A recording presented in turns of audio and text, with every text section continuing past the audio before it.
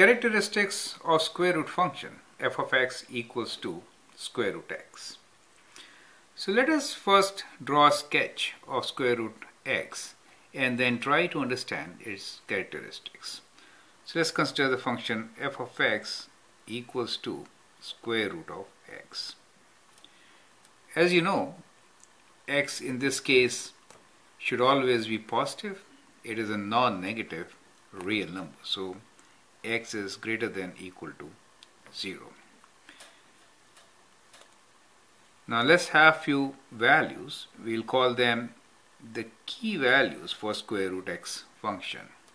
So whenever you want to sketch a square root function, the best values to take are these. Starting with 0, square root of x for 0 is 0. For 1, it is 1. And then next perfect square is 4. So let's take 4, and square root of 4 is 2. Then we have 9, square root of 9 is 3. And 16 square root is 4. So these are best values to take when you're trying to sketch a graph of square root x. Now with these values, we can sketch a graph here. Now as you can see, 0, 0, all these values are in quadrant 1. X values are positive, y values are also positive. Let's say this is 1 and 1, so we get 1, 1. And then we have 2, 3, 4, and the y value is 2. So we have a point here, which is 2, 4, 4. And 5, 6, 7, 8, 9. So x value will be 3. So the graph will be kind of like this. So that is how we can sketch a square root x function. So that is the graph of square root x function. That is x axis, this is y, and along y we have y equals to square root of x. Now as you can see, we can now write down characteristics of this function. So first characteristics which we should write is the domain of the function. So domain of the function can be written as d of x is equals to x belongs to real numbers where x is greater than or equal to 0. It is non-negative real number, right? Then let's talk about its range. So range is R y equals to y belongs to real numbers where y is greater than or equal to 0. So as we see, the square root function is in just quadrant 1. So basically it is only in quadrant 1. So amongst the parent functions which we are learning, this is the most restricted function, right? Most restricted. Most of the functions which we are doing are having much lesser restrictions than square root x. For example, linear function has no restriction, domain is all real numbers. Quadratic function has no restriction. Reciprocal function has a restriction, x is not equal to 0. We have a vertical asymptote there, right? Now exponential functions do not have any restrictions on domain. They do have restrictions on range, which is similar.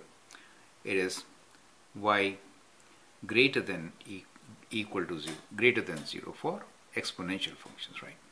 But we see that square root function is the most restricted function. Now what else can you say about it? From the graph we can say it is always increasing, right? So it is always increasing.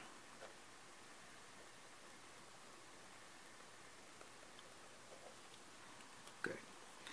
Now we can also say as we go, the rate of change is actually decreasing. If you see at 0, the rate of change is very high. That is to say, if I want to draw a slope of a tangent line, if I draw a tangent line at different points, what do we observe? We observe that the slope is positive, right? That means it is increasing, but it is decreasing. The slope is decreasing. It goes from high positive value to lower and lower positive value. So we can say rate of change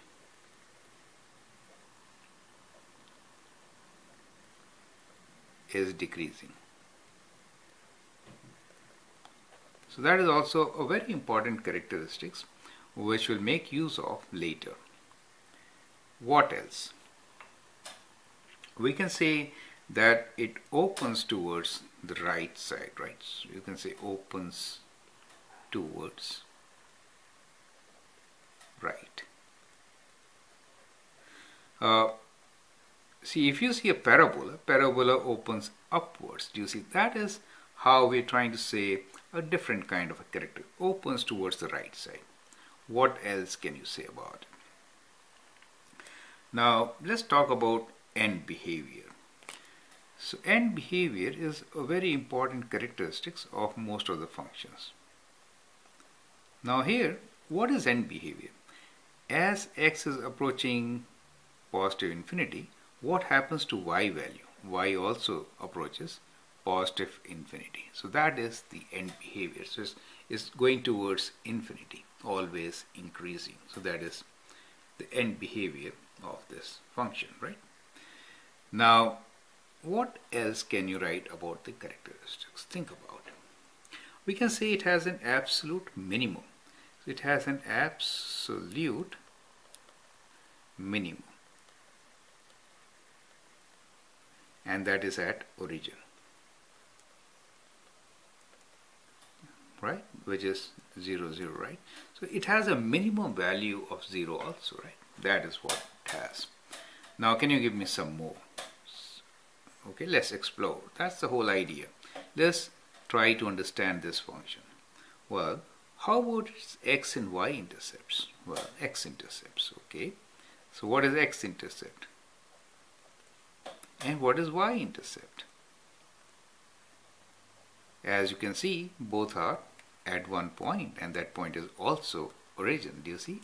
X-intercept is at x equals to 0, and y-intercept is at y equals to 0, right?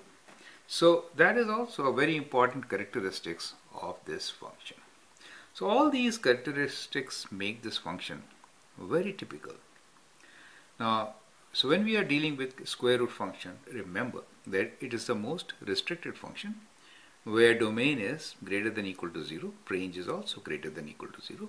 It has x and y intercepts at origin, and it is always increasing, and behavior is increasing, but rate of change actually is decreasing, right?